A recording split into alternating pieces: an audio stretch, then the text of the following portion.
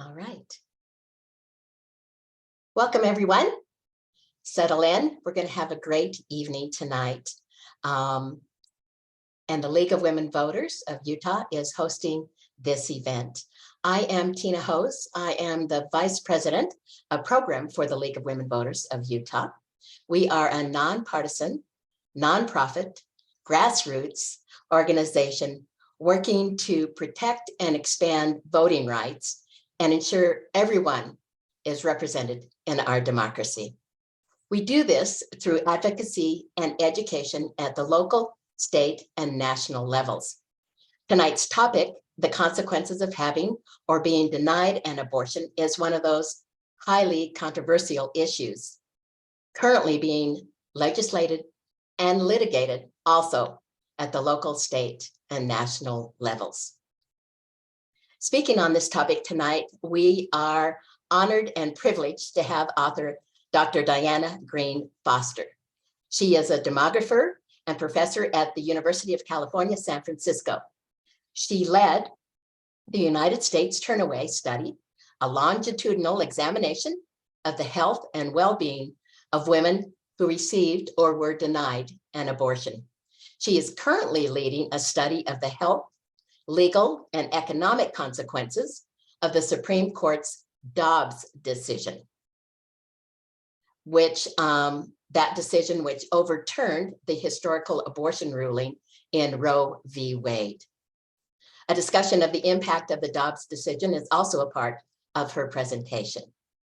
Dr. Greene Foster is the author of over 120 scientific papers, and tonight will provide us the significant insights from her book, The Turnaway Study, 10 Years, 1,000 Women, and the Consequences of Having or Being Denied an Abortion. Following Dr. Greene Foster, we will hear from Annabel Sheinberg, Vice President of External Affairs for Planned Parenthood and Planned Parenthood Action Council of Utah. In her current role, she works with donors, Utah legislative leaders, state and local school boards, and the State Department of Health and Human Services to push for policy and practice that expands access to sexual and reproductive health information and care. Annabel will discuss the status of abortion access in Utah currently and the reproductive rights legislation to watch in our now 3-day-old 2023 state legislative session. Audience members, please note that you will be muted during the presentations. And please use the Q&A box at the bottom of your Zoom screen. And as time permits, after each presentation, we hope to answer some of your questions. Now, please help me give a warm Zoom welcome to Dr. Diana Greene Foster. Thank you so much, Tina. It's really an honor to come speak for the League of Women Voters. What a force for democracy in our country. I feel like this is how the country will get on the right foot, is to have everyone's voice heard. I'm going to talk today about the what I think are the likely consequences for people of the Dobbs decision. So this is what happens if a state bans abortion, and what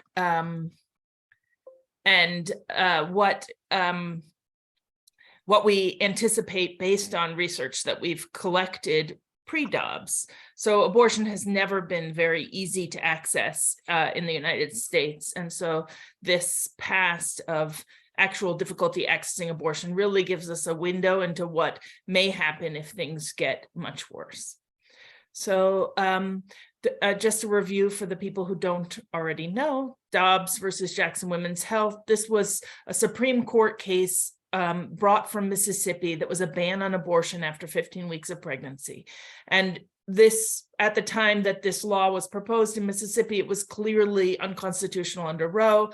And the reason it was brought was exactly so it could be challenged to the Supreme Court, with the potential that if the Supreme Court heard it and decided differently, then Roe would be overturned. And in fact, that's exactly what happened. The timing was intentional. It was brought before a court that had more justices who had asserted that they were personally opposed to abortion rights. So in June 2022, the court repealed Roe versus Wade and said that the Constitution doesn't protect abortion rights at any point in pregnancy. And so states should decide. So now whether you have a right to abortion depends on where you live. And we've already seen many states ban abortion. So this is the states on the left that have either laws, there are states that are hostile to abortion rights. You see Utah there, but Utah's ban is not, in total ban is not in effect. So these are the states that have governments that are hostile to abortion rights and where we either anticipate where bans have taken effect or are anticipated. And so you can see on the right, these are states where we think that there will be bans, but right now they're being litigated and discussed. The decision will directly affect nearly half of US women. Between 21 and 26 million women live in states that have banned abortion already, as well as an unknown number of pregnancy-capable trans men and non-binary people. Another maybe 10% live in states where it's likely to be banned. And residents of these abortion hostile states obtained about 300,000 abortions each year before the Dobbs decision. So there are 300,000 abortions that are now, that it's not like people's risk for pregnancy has changed dramatically just because the law has. So what's going to happen with these 300,000 people who would have gotten an abortion in their state and now won't be able to do it? So here are the options. And so I'm going to talk a little bit about these options, what we know about it, tell you a little bit about the Turnaway Study and how we collected data and what we found, and then give you some predictions for the Dobbs era. So the four options for someone who lives in a state that bans abortion, the first option is to travel out of state. The second is to order pills online through telemedicine. The next, telemedicine means involving a clinician in the procurement of medication abortion pills, but the third option is to do it without any medical assistance, either pills or some other method. And the fourth is to carry the pregnancy to term. So I'm going to do a brief overview of these as options and then tell you a lot more about the fourth one. So the first option, to travel out of state, more than a quarter of US women now live more than 200 miles from an abortion facility. We already know that long distances increase the cost of abortion and cause people to delay getting a procedure. In fact, we found that living over 120 miles from an abortion facility is associated with a significant decline in the abortion rate. And there are many people for whom traveling out of state is not going to be an easy solution. For example, people who don't have the money to travel, people who can't take time off work, people who are later in pregnancy, and so there's less time for them to travel out of state. Minors who may not have a mode of transportation by themselves, undocumented immigrants who may feel uncomfortable crossing state borders. People with disabilities, people who are incarcerated, people who are hospitalized, all these people may have mobility issues that may prevent them from just getting up and leaving their state to go to another state. And in fact, a national effort to count the number of clinic-based abortions has shown that after Dobbs, the number of abortions that were performed in clinics dropped by about 10,000. So there were 22,000 fewer in states that were with abortion bans and 12,000 more in states that nearby states. And so this is evidence that about 12,000 people of the 22 were able to travel. 10,000, we don't know whether they were able to get an abortion or not, but they didn't travel to get it. So here's another option, is they may have ordered pills online. So medication abortion, this is two drugs, mifepristone and misoprostol. They're highly effective. Right now, if you get an abortion at a clinic, among the people who get abortions at clinics, more than half actually get pills rather than a procedure. So it's very common. And there have been recent changes because of the COVID era. In 2021, the FDA said that patients could actually receive the pill by mail. They didn't need to go into a clinic to receive it. So if a clinician wrote a prescription, it could be sent in the mail. So this is telemedicine. You know, why wouldn't this just be the solution for everybody? Well, telemedicine actually requires you to have a computer or a smartphone, have literacy in using these things, have access to a credit card or debit card, have a mailing address. The cost of these services can be substantial. And then, unfortunately, most states that ban abortion also ban telemedicine. So it isn't obvious that telemedicine is the solution for everybody. There is at least one service that is telemedicine, meaning there's a clinician involved that would send pills to states that ban abortion. That one's called Aid Access. Many more people may try and get abortion pills without medical assistance. We know that before Dobbs, 7% of US women said that they'd had a pregnancy that wasn't wanted and they tried to end it on their own. Only a quarter of those people were successful, and 11% actually ended up needing medical assistance after what they had done. So some common methods include herbs, which may or may not be effective, misoprostol and mifepristone, which are effective, but it would be nice if people were getting some advice about how to take it and some guarantee that what they think is mifepristone and misoprostol really is. And without the clinician involvement, maybe you don't know whether what you're getting is the actual medications. People report taking other drugs, and then people still, even before Dobbs, were reporting that they were doing physical things to themselves to try and end a pregnancy. So like hitting themselves in the abdomen. So it is very possible, though, to get abortion pills online. There are many reputable sites that do have medical, some kind of clinician involved. I've listed some of them here. Other sites that don't have clinicians involved might also provide the correct medication, but and when people have done studies where they order from random sites that advertise misoprostol or mifepristone online, they have gotten the correct medication. So it's possible people are getting the right medication, but there's much less of a guarantee. And, you know, this is just a big unknown. Will people get the right drugs? Will it actually arrive after they pay? What will they have to pay? And will they be able to get follow-up care if they need it afterwards? And then will people get in trouble with the law for trying to end their own pregnancy? So here's the last option, is to not end the pregnancy, to carry the pregnancy to term. And, you know, take a moment to think what the consequences might be if you are pregnant and you don't want to be pregnant and you are unable to access an abortion. And that was what my entire Turnaway study was about. So the UCSF, University of California, San Francisco Turnaway Study, our goal was to describe the mental health, physical health, and socioeconomic consequences, both of receiving an abortion and carrying an unwanted pregnancy to term. So this is people who are unable to get an abortion. And this is a very quick summary of the study, but I'm trying to give you, first of all, show you that we did this in the most rigorous possible way and to give you a sense of what it tells us about the future. So we recruited 3 types of women between 2008 and 2010, people who were a little too late to get their abortion and were denied. People who were just under the gestational, they squeaked in right under the gestational limit and they got their abortion. And then because most of these limits were in the 2nd trimester, but we know that 93%, the vast majority of people who get abortions do so in the 1st trimester. Well, we also want to know if their experience was typical, those people who were just under the limit. So we also recruited a 1st trimester sample. We ended up recruiting almost 1,000 women over those 3 years and interviewing them for each up to another 5 years, calling them every 6 months with interviews in English and Spanish.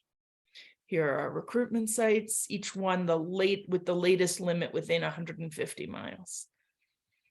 So what are our results? Sorry, that was little bit abrupt. What are the results? So let's look first at the mental health consequences of receiving or being denied an abortion. What we find is that denying a woman abortion is more harmful, at least initially, than allowing her to get one. This is very surprising to people who were concerned about the mental health harm from abortion. They had not considered comparing it to people who were denied the abortion. In fact, we find people who are denied abortions have higher anxiety, lower self-esteem than people who receive an abortion. But over the long term, we actually find the mental health of both groups are similar. And that's not because both groups are doing badly. In fact, both improve over time. And so all of these policies that have been passed in many states that say that women need to be protected from making this decision because they'll suffer poor mental health or depression, those are not based in the evidence. There's never been any evidence, but this is documented evidence that this, post-abortion mental health problems is not a statistically significant finding. This is not based in evidence.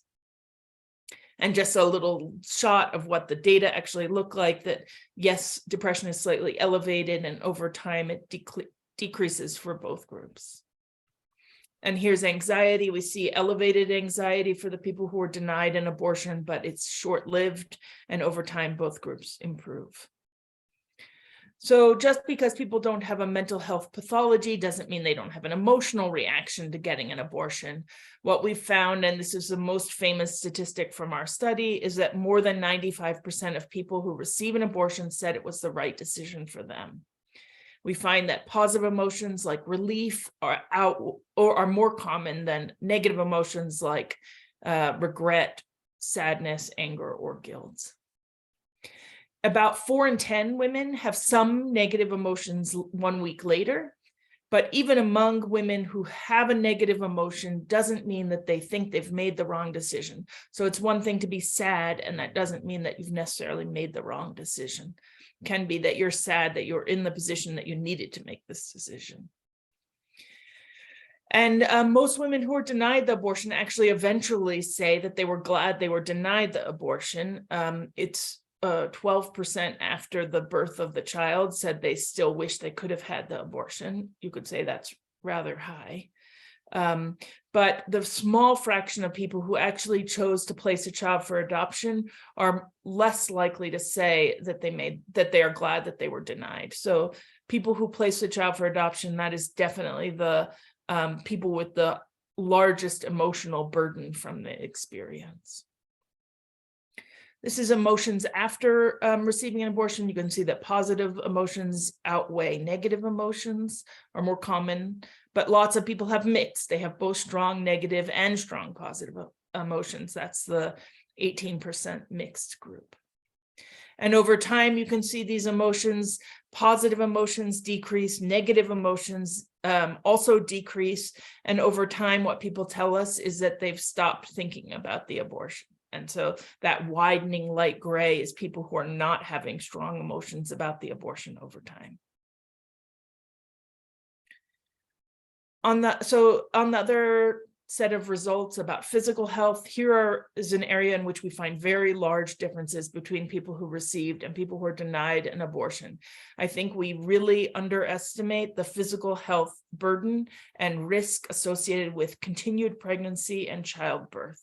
I mean, it's just so crazily understating it to say it's a big deal. I don't even know how to say. People who've gone through a pregnancy know what I'm talking about, and people who've given birth, but we just have so insufficient appreciation for the sacrifice that people make when they carry a pregnancy to term and give birth.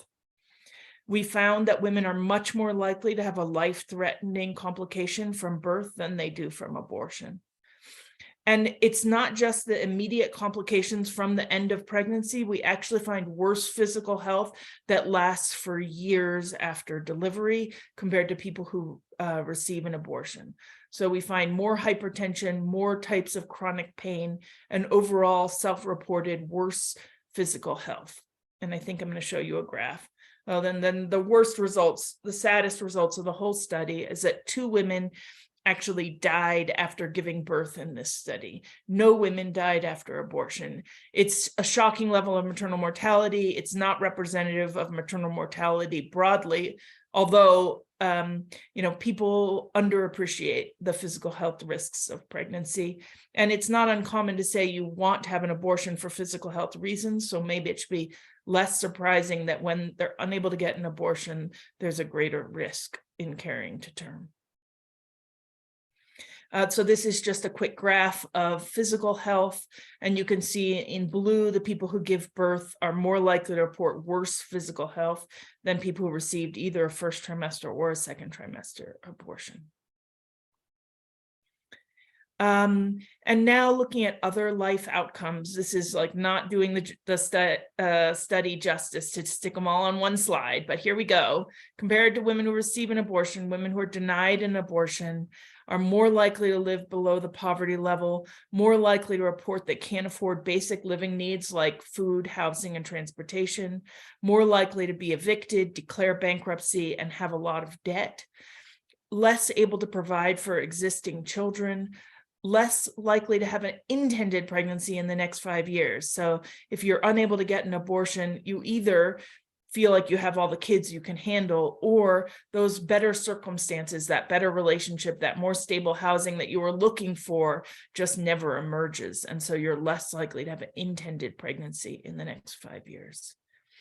You're equally likely to be in a romantic relationship with the man involved in the pregnancy, but less likely to be in a very good quality relationship with any partner.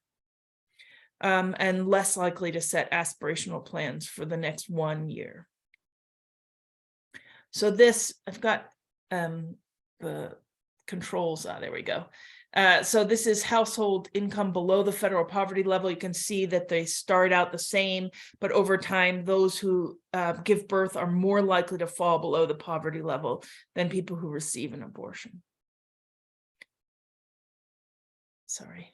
And then this is a graph done by economists at the University of Michigan and NYU, looking at our data, but linking it to credit reports. And they see that people first of all, in the dotted lines, that's the year of the birth, pregnancy and birth. Before that, the two groups, those who receive and those who are denied, are the same.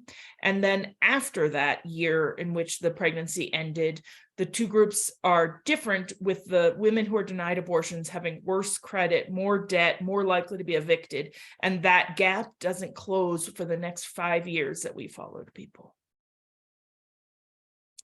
This is a graph looking at the intendedness of pregnancy. So you can see that the next child born to women who receive an abortion, that's in blue, are more likely to be intended than the child born when the mom was denied an abortion. So it's more likely to have the next child be an come from an intended pregnancy. So that was the Turnaway study in the shortest time period possible. And what we've shown is that the access to abortion is super important for women's physical health, the well-being of their families, and the trajectory of their lives. What we find is that when someone decides that they want to end a pregnancy, that it isn't a good time for them to carry a pregnancy to term, if they're able to get an abortion, we see better physical health, better financial security and economic well-being, more likely to set aspirational plans, and I didn't show you all the data, but greater ability to take care of their existing children and their future children. And so just take 1 second to see if any of this is surprising. You took a moment to think about what the consequences would be. Well, this is what women told us at the very beginning of signing up for the study. We asked people, why do you want to end this pregnancy? And they gave us, we didn't say, pick from this list of acceptable reasons. No, we said, tell us your reasons, and we wrote them down, and then we categorized them. And these data actually look a lot like national data from people who get abortions in clinics across the country in terms of the reasons people give. So the number one reason is that they aren't financially prepared to take care of a child or another child. The second is that it isn't the right time for having a baby. The third is hidden in my under the controls, but now I see it, and it's that the relationship with the man involved in the pregnancy is not good enough to nurture another child or a child. And the fourth is the need to take care of other kids. I could keep going, but you can read too. And the point of showing you these reasons is that this is exactly what the consequences we found were for people who were denied an abortion. When we ask people upfront, why do you want to have an abortion? They foresaw the consequences if they were unable to get one. So it's really that their decision-making is astute. They understand their consequences. They're trying to make a decision that's best for their health, for their family, for their future.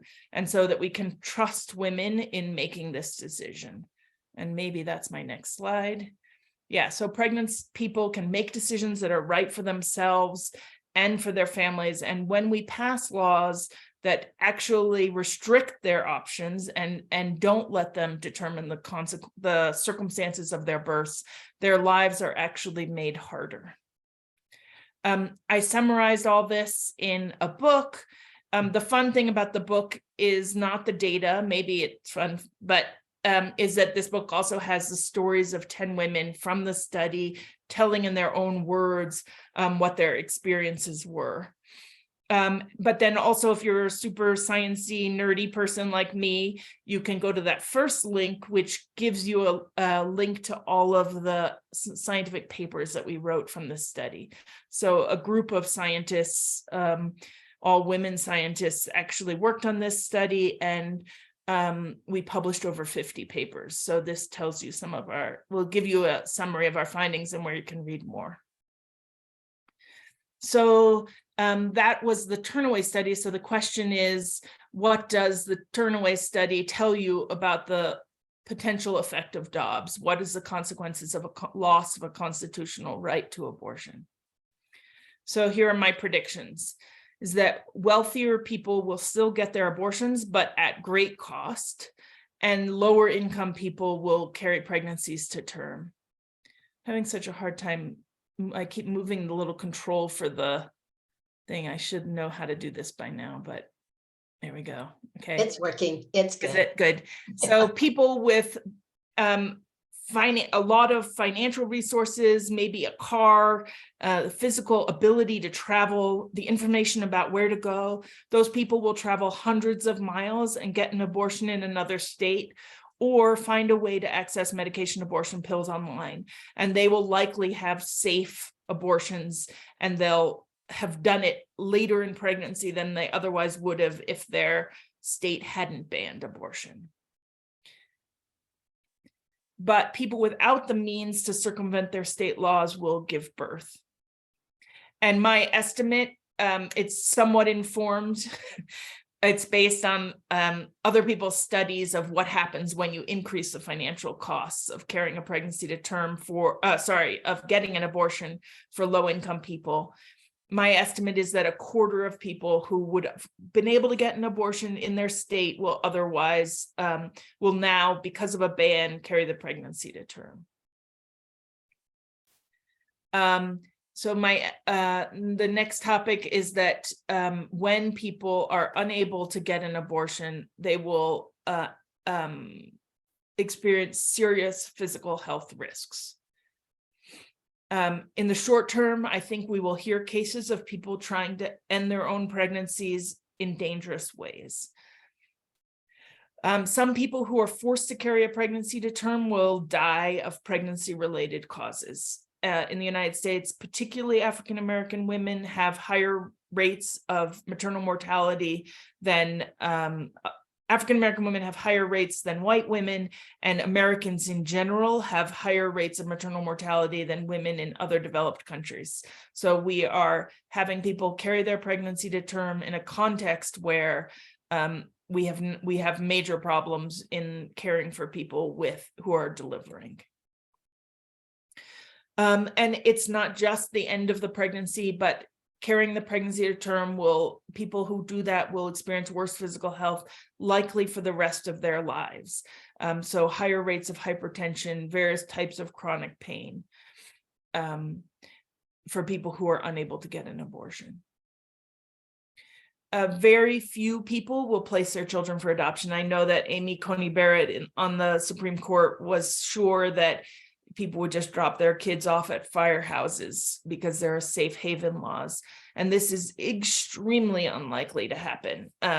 What we know is that very few people place their children for adoption in the United States. It's less than 0.5% of all births are placed for adoption.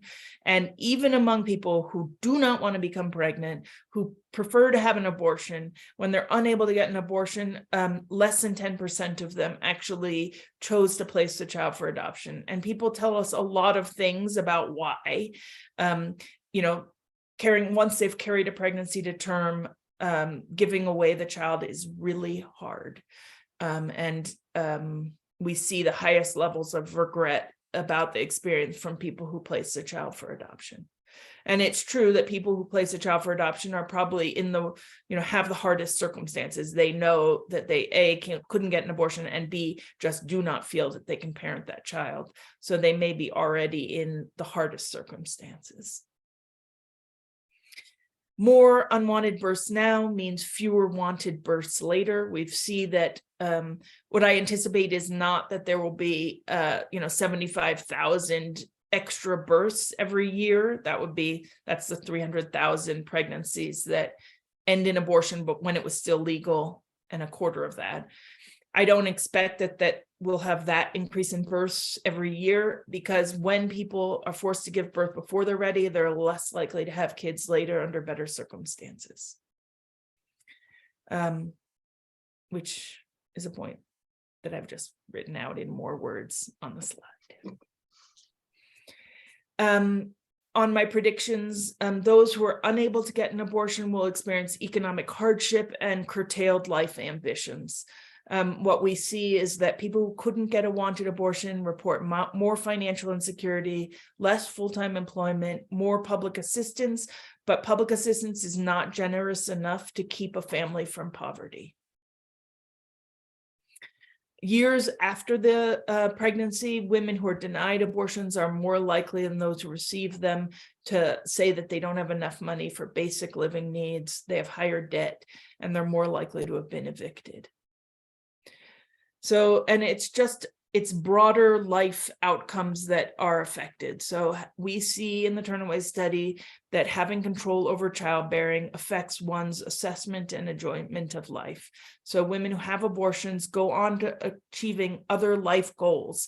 That can be like finding a full-time job, finding a more stable housing, finding a better relationship, and including having wanted kids later. You're more likely to achieve these other goals if you're able to get an abortion when you feel that you're pregnant and aren't able to care for a child then. And the effect will be felt very strongly on children. So the effect of these abortion bans means that more children will be raised in poverty and strain. What we see from the Turnaway Study is that the child born because the woman was denied an abortion, those children do worse than the next child born to someone who gets their abortion. They're more likely to be a product of an unplanned pregnancy. They're more likely to live in poverty. And when we ask their mothers this validated scale on maternal bonding, women report worse maternal bonding with the child born because they were denied an abortion than the next child after receiving an abortion, the next pregnancy. And not just the next child born, but women often give the reason for wanting to have an abortion that they want to take care of the kids they already have. And we see that existing children, so the older children, do worse when their parents are unable to decide about a future pregnancy, a subsequent pregnancy. We see it in the fact that those existing kids are more likely to live in poverty and less likely to achieve developmental milestones. And then other indirect effects. So now these indirect these are ones that come not from the Turnaway Study, but from me getting to attend seminars and conferences where people talk about other aspects of care that will be affected by these abortion bans. So, for example, maternal fetal medicine people and OBGYNs talk about that this is going to affect the quality of miscarriage management. So people who are experiencing a miscarriage, the treatment that they can get. It'll also, and there was that very sad case in Ireland where a woman died because they were waiting for signs of an infection so they could evacuate her uterus. Savita, whose last name I'm not going to butcher on a recorded webinar, but this case really opened people's eyes about how widespread the need for abortion care is in Ireland, and that these restrictions actually affect people in addition to those who have unwanted pregnancies. But the lack of miscarriage management, these same procedures that you'd use to end a pregnancy, when clinicians can't learn to do them, then it affects training. So OBGYNs are going to lack the ability to learn how to do these very commonly needed procedures. There'll be crowding at clinics in states on the border with states that ban abortion, and that means that people will wait longer for their appointments, and abortions will take longer, will happen later in pregnancy. There'll also be legal risks for people who seek abortions outside the legal setting. So that's maybe they have done their own abortion, but they're scared to get follow-up care, fearful for legal reasons, and so they don't get treatment for complications. Clinicians might be reluctant to provide such care. And then there's also the possibility that there is law enforcement involvement in the pregnancy, and people actually getting in trouble with the law because they've tried to end a pregnancy. And then I don't know what the other kind of political and cultural changes that are that will happen. We've seen in the midterm that people were pretty angry about abortion bans, and it changed the way they vote. I don't know whether that will be more widespread. I don't know whether a lot of restrictions were passed with the kind of idea that abortion was too easy to access, and now nobody could say that with a straight face. I mean, it wasn't legitimate before either, but it's so clear now that abortion is extremely hard to access, and maybe that will shift a little bit in our thinking about restrictions and interfering in people's right to pursue abortion care. So my final points are that taking away people's control over childbearing will have negative impacts. So people who are seeking abortion understand their circumstances, and when people who want to end their pregnancies, abortion is associated with better physical health, financial security, setting of aspirational plans, ability to take care of existing and future children. And the result of Dobbs will be to deepen existing health disparities. So wealthy people will be able to circumvent their state laws, and poor people will not. And this will increase the economic and health disparities that we have in our country. I'm trying to now set up a study to look at the effect of Dobbs. So interviewing the people who were the last served in their state before a ban took effect, and the people who had appointments after that and whose appointments were canceled. And it's not to redo the Turnaway Study. It's really to look at not carrying the pregnancy to term versus abortion. Now it's like, who is able to, get around their own state's laws to get reproductive health care, and who isn't, and what are the consequences of that in terms of health and follow-up for complications and maybe even legal trouble. And the goal is to really design policies that will reduce the harms from these laws. Please feel free to email me if you have questions or comments. I know there's a short period here for questions and answers questions. We'll see if I'm able to provide answers before we turn our attention to Annabel. There's one question that we have in the chat, and it may be already answered in your context if you'll address it again. Do you have any data that shows the psychological and physical health impact to getting an abortion in another state far away? That is such a great question. And it is, I'm very sorry to say that we right now have a situation where I'm going to be able to measure that really well. But I don't have the data right away. What I do know is that people already travel a long distance to get abortions.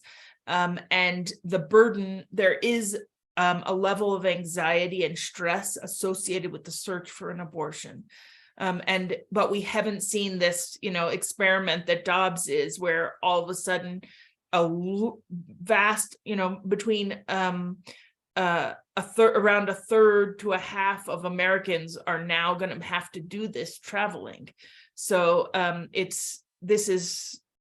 don't have a simple answer now, but sadly we are like thrown into this circumstance where many people are going to be exactly doing this massive search for an abortion hundreds of miles away, or ordering pills online and not knowing what they're getting. So we're about to live this experiment, and I'll have an answer for you soon, probably.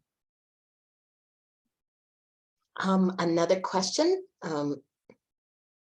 from Alex have you compared the post-birth data about physical health issues that occur in women after they were forced to carry a pregnancy to term versus women who got pregnant intentionally? Yeah, that is another incredibly excellent question. And in this Turnaway study, everyone who was recruited was seeking an abortion. So we didn't have a sample of people recruited at the same time who had intended pregnancies. But I'm working with my colleague, Greene Foster, who's an epidemiologist at UCSF, and she's set up a study to do exactly this. What I can tell you is that the physical health risks that we find for women in the study are the same risks and complications that we see for births nationally. So it's not that people experienced different ones. We had, people with severe birth complications like cracked pelvis, bleeding. We had people who had eclampsia. We had people with infections, and these same complications happen in pregnancies generally. We don't know whether they're more likely to happen for an unwanted pregnancy. But 1 in 5 women who seek abortions is doing it for a health-related reason. And so there is something to suggest that people who are having unwanted pregnancies may be in worse physical health than people who have planned pregnancies. People who have planned pregnancies may have, be taking multivitamins ahead of time. They may have gotten healthcare ahead of time. They may have, been preparing their body for pregnancy. So I think there's good reason to think that health would be worse for people with unwanted pregnancies. Thank you. Let's see. Nikki wants to know, does the data show age differences in having an abortion versus being denied? That's a really good question, because it raises another question, which is, why would people be denied? Why would they be so far along in pregnancy that they would be too late? And the most common reason is that they didn't realize they were pregnant. So we all know people who have different physiological responses to pregnancy, like some people who started barfing on day 1, and some people never got sick. Some people got tired, some people who never got tired. And people with the fewest pregnancy symptoms are less likely to realize they're pregnant. people who are young and never been pregnant before are less likely to realize they're pregnant. People who are using contraception in the month that they conceived are less likely to realize they're pregnant. So we do see age differences because young women are slower to recognize they're pregnant than older women. And then there are also additional legal hurdles that young women have to overcome to get an abortion. Sometimes there are parental involvement laws, just getting a car to travel may be hard. So it is extra hard to get an abortion if you're young. You're slower to recognize you're pregnant if you're young.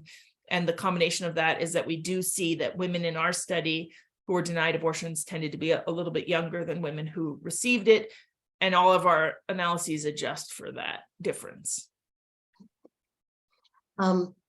This attendee says, I apologize if you've answered this. Do you know how many children born of unwanted births and dead or abused and neglected, and how many parents become charged in the courts from food insecurity to educational neglect to domestic violence? Yeah, so what I think the question is getting at is whether the people in the Turnaway Study who were forced to carry a pregnancy to term and chose to parent their children ended up abusing their kid or being charged with neglect. And we don't see this. We do see greater number of injuries for people who are denied abortions, but none of those injuries seemed like abuse. When we asked them what had happened, these are like accidents that happen when you're under incredible strain and you're already overwhelmed raising other kids and you have a kid that you weren't ready for. So I don't think that we should jump to saying that women who are denied abortions are likely to become abusers. I think that lots of people raise kids without enough money to fully cover their costs, because kids are expensive and not everyone has a ton of money, but there's something different about just being poor and having a kid and being poor and having a kid that you didn't want to have. And this study is about people with, not just people with low incomes, it's people of many incomes, but who didn't want to be pregnant. And so I don't think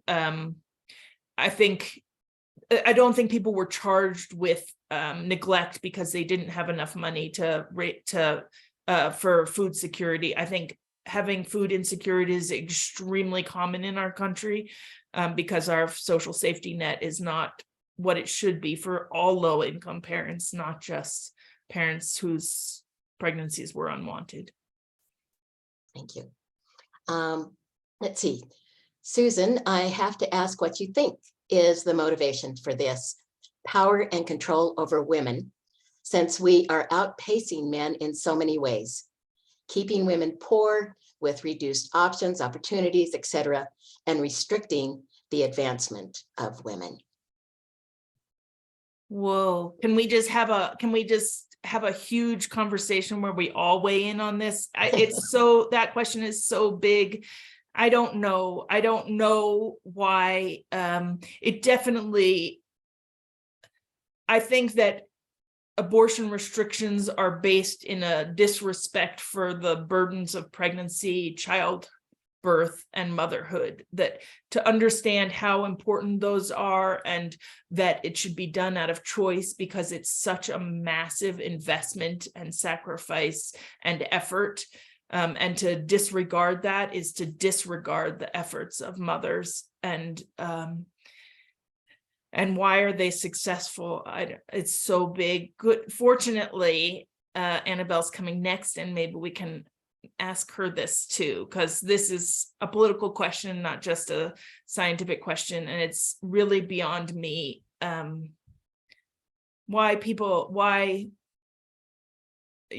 don't understand the disregard for the sacrifices of pregnant people. And misogyny is clearly part of it, but I can't even articulate a good answer to this. But I think you're right, and I would love a broader conversation that's not just me on this one.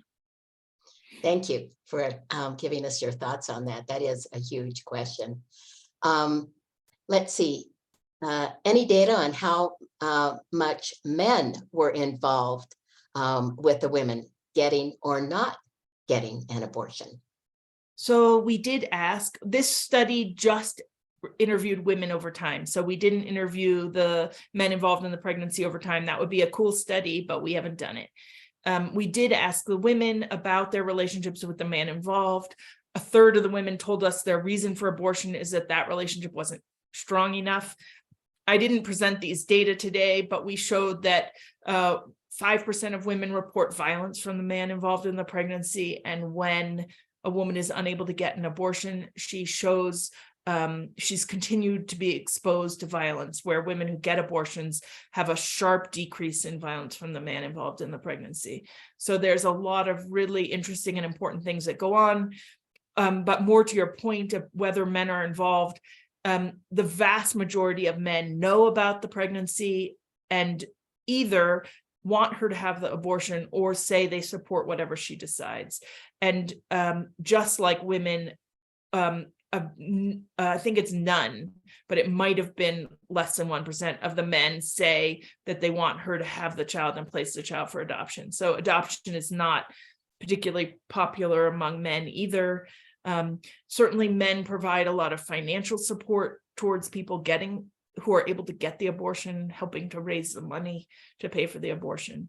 I think that it's wrong to think that this is an antagonistic relationship, that often when people are able to get an abortion, it's because the men in their lives, their fathers, or the men involved in the pregnancy or a male friend, someone has given them a ride or helped them in some way. And men are often allies in abortion. And you may have answered this one already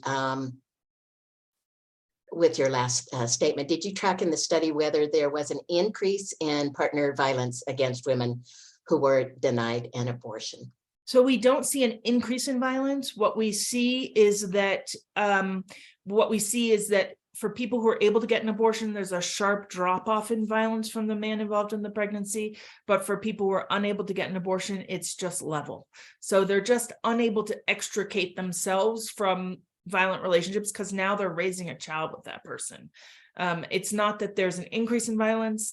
And they're not even necessarily still in a romantic relationship, but they're having continued contact because they're trying to raise a child with that person. Next question. Julie wants to know, do you think Dobbs will affect the decisions of the new physicians, especially OBGYN, of where to receive training and practice? Could this lead to shortages of doctors in states that prohibit abortions and prosecute abortion providers? Yeah, that's an excellent question. And the answer is yes. It will affect the training of providers. It will mean that there's a generation of medical students who come from these states that ban abortion, who, if they didn't travel themselves to get training, are not going to have enough training in how to evacuate a uterus. And that's a common skill that doctors need. So it's very concerning. And so I know that is true. And yet I also think maybe Annabelle's going to have more information about that because I'm really focused on what the effect is on pregnant people when they can or cannot get an abortion, and less so on clinicians, but it's clinician training, but it's a super important topic. Okay, those were our questions. So we did well in terms of getting those answered. Thank you so much. Thank you for sending such interesting questions. Yes, they were great. Thank you. Thanks to all of our attendees. Just really, really important information to have. Annabel, would you like to come on screen and talk to us about the current status of abortion access in Utah and legislatively what is happening? Absolutely. Can you hear me okay? Yes.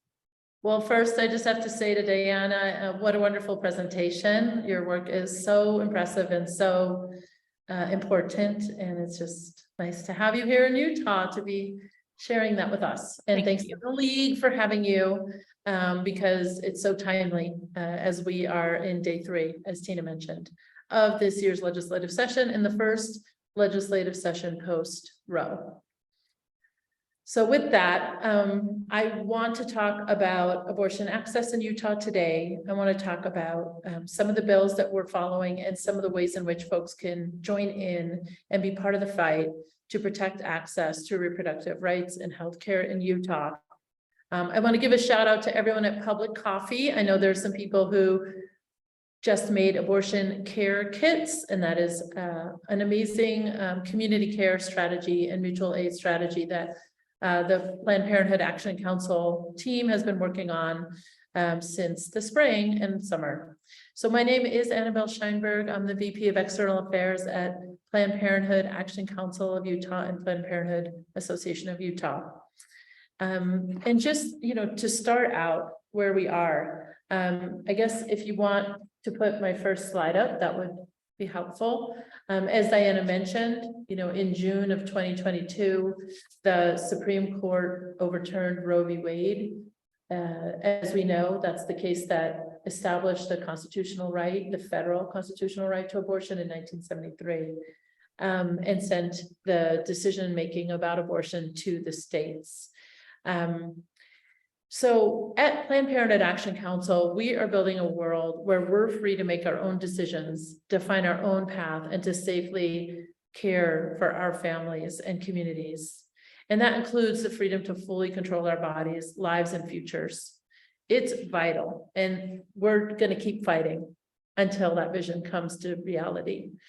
And, a person's ability to get the care they need and to define their own path should never depend on where they live, who they are, or how much they earn. But as you can see, that right in Utah has been threatened. In 2020, the Utah legislature passed a cruel trigger ban bill, a cruel abortion ban that was not deeply debated, was hastily put together. The bill doesn't have great language telling providers what they are, what exceptions really mean, and how to practice medicine in this context. And when Dobbs' decision happened and Roe fell, that trigger ban was activated the same day, June 24th. And so Planned Parenthood of Utah was prepared, and we filed a lawsuit the next day. We had been working on it for several months. We were joined by the ACLU of Utah and represented by both Planned Parenthood Federation of America as well as Zimmerman Boer locally for appellate law.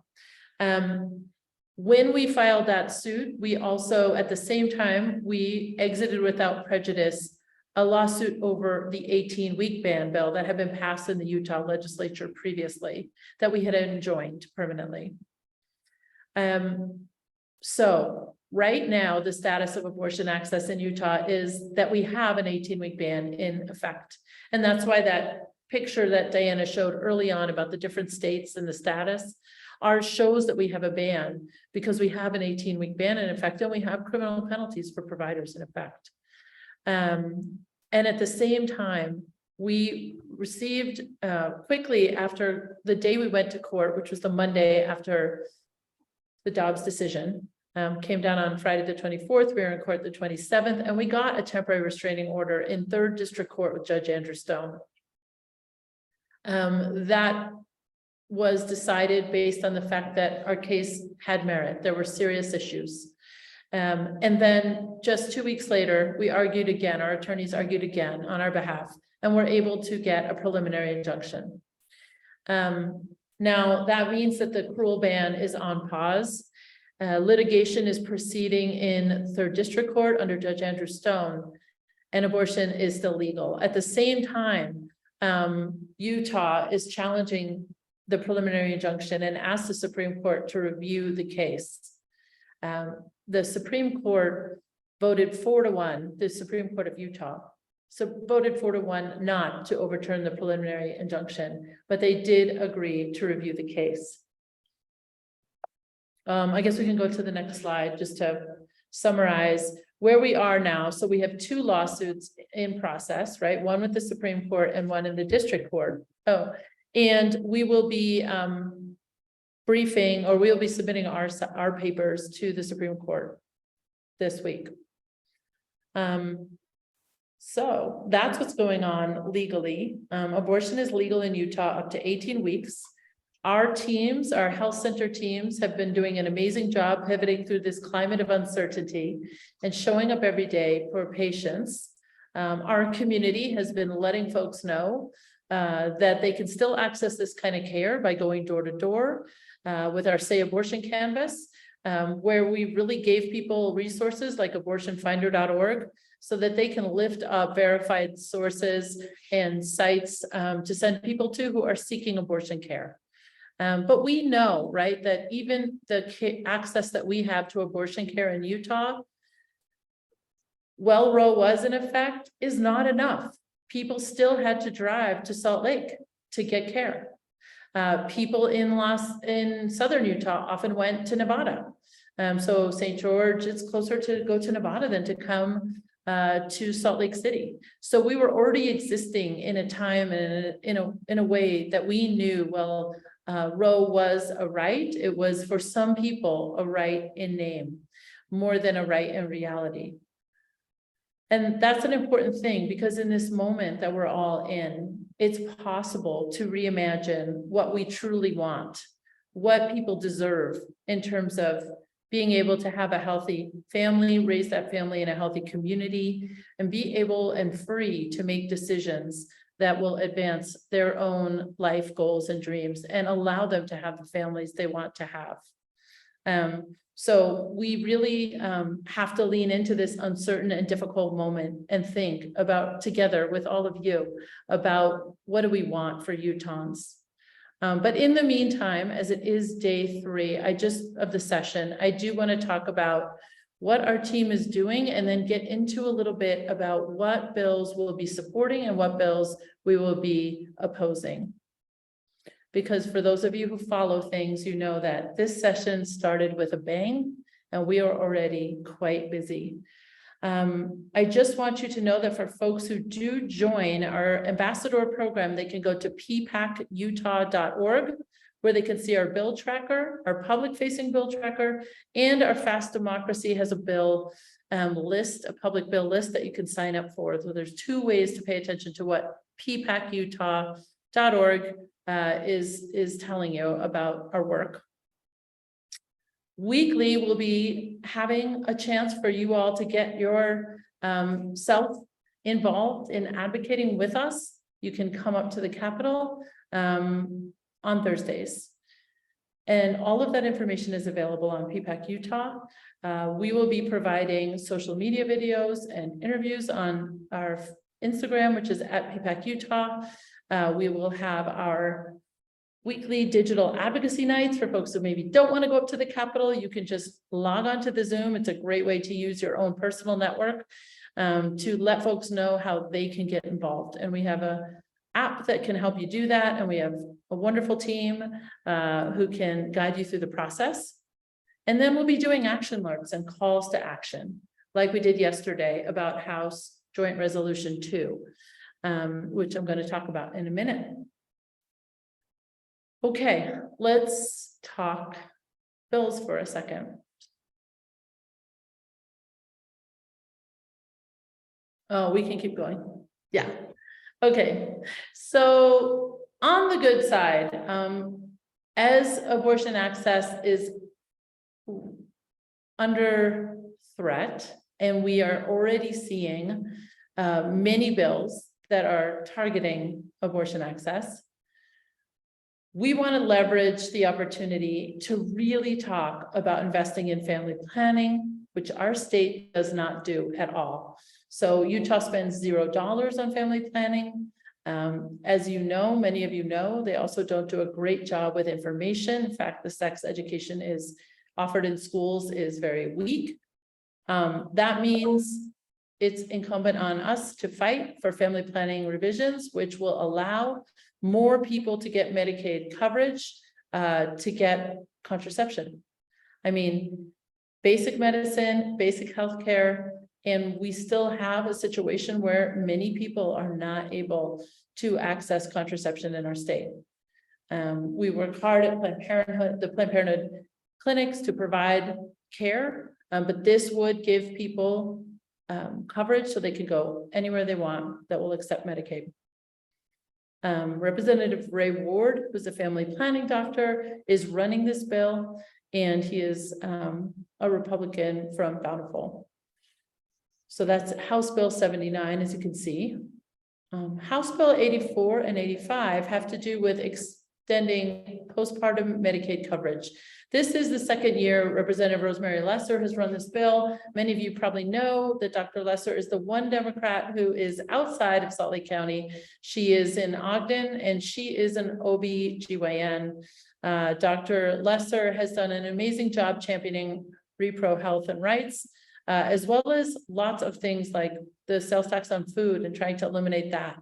So she is really looking across at how to make health more holistic and how to really address justice issues, which is very important to Planned Parenthood Action Council. So we appreciate Dr. Lesser's leadership, and we will be fighting hard to win on HB 84 and 85. And if folks want to reach out to their own representatives or senators on these bills, please go ahead. Representative Ray Ward is also attempting to fix some of the language in Utah code about abortion. He's clarifying a definition of abortion that is supported by the American College of Obstetrician Gynecologists, so a definition that we believe in, and he is working to take that trigger ban bill, SB 174, and really clean up some of the language that will give medical providers the clarity they need to practice medicine. So for example, our trigger ban bill, some of you may know this, but the exceptions that are allowed under which abortion care can be provided would be reported rape, reported incest, also lethal fetal anomalies, certain lethal fetal anomalies, and serious risk to the life of the mother. So some of these exceptions are not as clear as physicians would like when they try to interpret them to practice medicine. And Representative Ward's bill is about making it just a little easier for providers. So while we wish this bill didn't have to happen, because it's really about cleaning up a bill that we don't like, we feel that it will address some of the concerns that providers have, and that's very important in this practice setting, as Diana alluded to. Okay, so those are some of our proactive bills, and you can again find these on our website, and we have fact sheets. So on the website, you can click and you can see where this bill is at this point. Is it in the Rules Committee? Has it gone to Health and Human Services yet?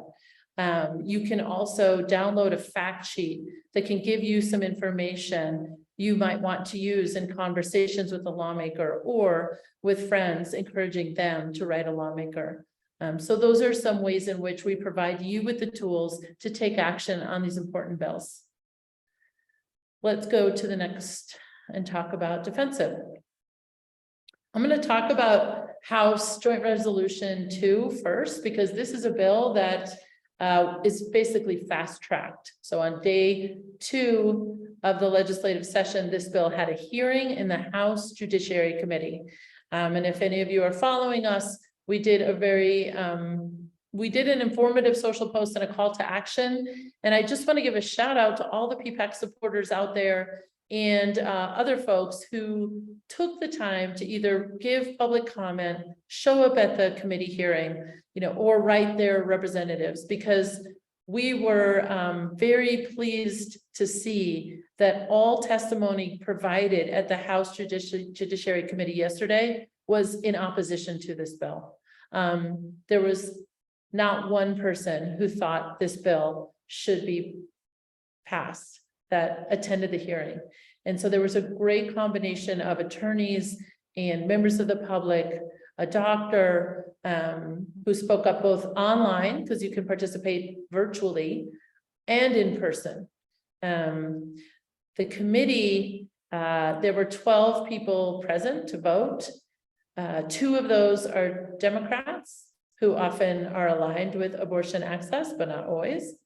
And the vote, ultimately, after a pretty thorough discussion, this bill passed out of committee 8-4, means there were 2 if you live in Representative Rohner's district, Judy Rohner, or Christine Watkins, Representative Christine Watkins, if they are your representative and you agree with us that this is not a good bill, you may want to thank them for their vote. And similar to all the committee members, if they voted in a way that you support, it's always a good idea to reach out and thank them. But what this bill does is changes civil procedure. The legislature has the constitutional power to change civil procedure, and that means they can kind of get into the judiciary's business. So when we saw this bill come out at the end of December, we thought, wow, this is really attacking our preliminary injunction, the thing that's protecting abortion in Utah. And it was deeply concerning. And as we started to dig into it and speak to more people who practice law, what we found is that it's going to have a much more far-reaching on people's rights and justice than just our case. So I really can't say enough how important it is to continue to pay attention to this bill. We're very pleased that the Trial Lawyers Association is vocally opposing this bill. Other lawyers, such as family lawyers and people who work in property law, business lawyers, have also expressed that this could have an impact on injunctions they obtain. And I don't know if you remember, but I said that our case was decided, the reason we got the temporary restraining order and the preliminary injunction is because it was determined by Judge Stone, and it was argued by our attorneys, that there are serious issues about the merits of our case. So we were awarded a pause on the trigger ban bill based on the seriousness of the merits. Now, Representative Brammer is saying that unless the case is judged, unless people get an injunction awarded because the case is winnable, the legislation should, the law should not be paused. These injunctions, this would be changing procedure that's been in place in Utah since 1990. The one argument Representative Brammer keeps going back to is that this would put us in line with federal procedure. And our feeling is that typically Utah doesn't want to align with federal procedure, and that what we have is working. This would upend many preliminary injunctions, and it would do so retroactively, which is a big concern because it could potentially force lots of people in our situation, lots of plaintiffs, to go back and have to re-argue why they got their injunction on different grounds. So it's kind of taking a big sledgehammer to a problem rather than coming up with a solution that addresses a particular issue. And we think it has far-reaching impact, and we are working very hard to push back against this. As soon as tomorrow, you'll be seeing calls to action tonight, and tomorrow there'll be people up at the Capitol working with us at 10 in the morning just to start talking to their own representatives, because this bill was supposed to come to the floor for a vote today, and Representative Brammer circled it during floor time today. So we're really watching this bill, actively working on it. The other bills that you see here, we don't have language for yet. So one is to double down on reporting requirements. And this is something Representative Birkeland is proposing, actually increasing the reporting, making them more robust, requiring people who experience rape or sexual assault to report in a way that will require a case number and investigation just to get an abortion. We think this is a big violation of people's privacy and agency, and just the forcing anyone to report seems wrong. And here, this bill is increasing the expectation so that they can access abortion through the exceptions allowed under the trigger ban. And then we have heard that there's been quite a bit of work going on with Representative Listenby and potentially others to fix SB 174. But we do not anticipate their fix to be in line with access to care for people who need it most. So we are opposing these bills, but we don't have as much information. So that is just a bit about where we are. We are leaning into this fight. We need you to join us. We know that this is about more than abortion. This is about pregnancy care, right? What's going on with this abortion ban situation that we're in with the 18-week ban is impacting healthcare for many people. And I would love to talk with you all about what you think is possible this legislative session if we work together, and other things that providers are facing.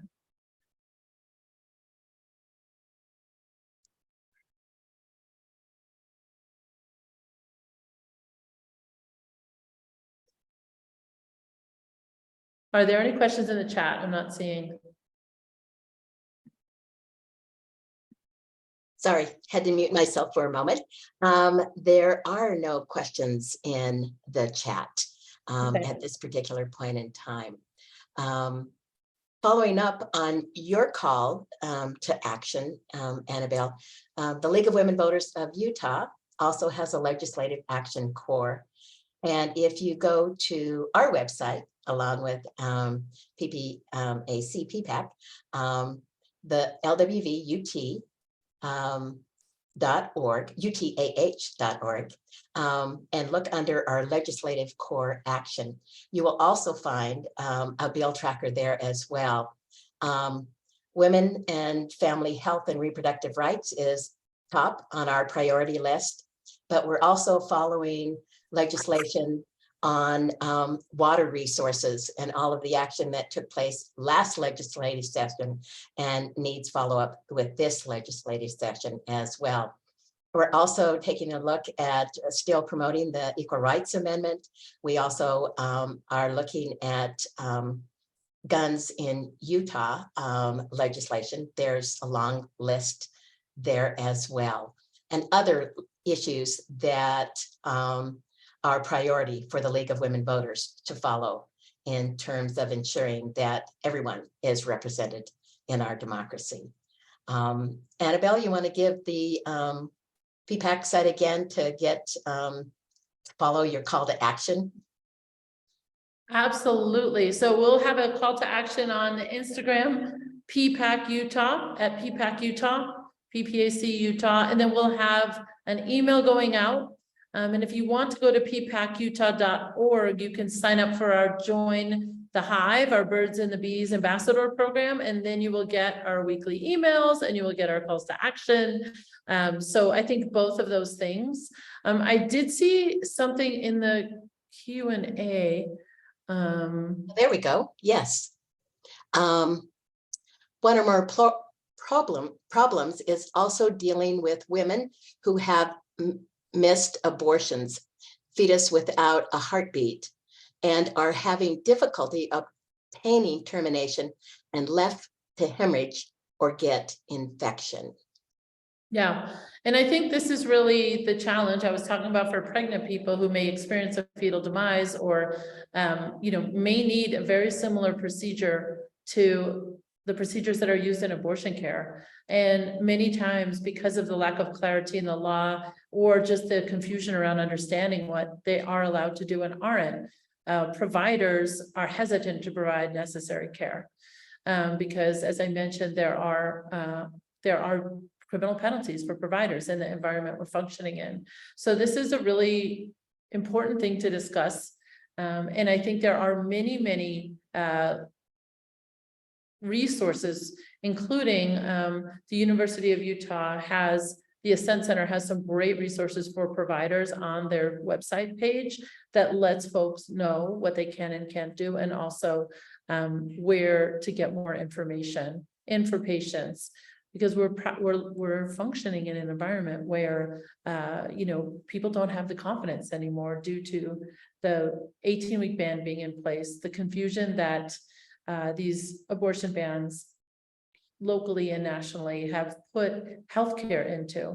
And so this is a serious issue, and I'm really glad you raised it, that pregnant people are concerned, number one, and rightly so. Number two, providers, if we are not able to provide this kind of healthcare in a state like Utah or other banned states down the road, we won't have the skilled people to take care of patients who have fetal demise or other situations during pregnancy that need management, right? It's the same skills. So these are used to save people's lives, and they're essential. And these are, some of the unintended consequences, but we're a state where people get pregnant and have children and families, and it's really important that we think about the quality of care issues like you raised. Okay, thank you. Diana, once again, thank you so much for all of the information you provided us tonight. It helps us in order to think about and address much of the legislation that is coming up, and to help us talk to our legislators about the importance of reproductive rights. So certainly appreciate all your time and information. Thank you. Can I say a thank you too? A couple thank yous. One is to Annabel Sheinberg, who actually had invited me to come to Utah in person, which has been wonderful. And I even got to tour your capital and see a little bit of what's happening here and meet a couple of the representatives. That was an amazing experience. And also, I wanted to thank, you in Utah have not just an amazing Planned Parenthood, but also an amazing research center at the University of Utah. So I just wanted to salute that some of the most important contraception research is actually happening right here in the Ascent Center. Oh, thank you. At the University of Utah. Very good. Very nice to know. Without any further questions, I don't see anything in the chat. Thanks to everyone who listened, watched, and asked questions tonight of our speakers. It's an important topic, and it's going to be, I think, pretty dramatic up on Capitol Hill as we get through this session on all levels. So thank you again for attending tonight and your support in terms of ensuring reproductive rights for everyone in our democracy. Thank you and good night.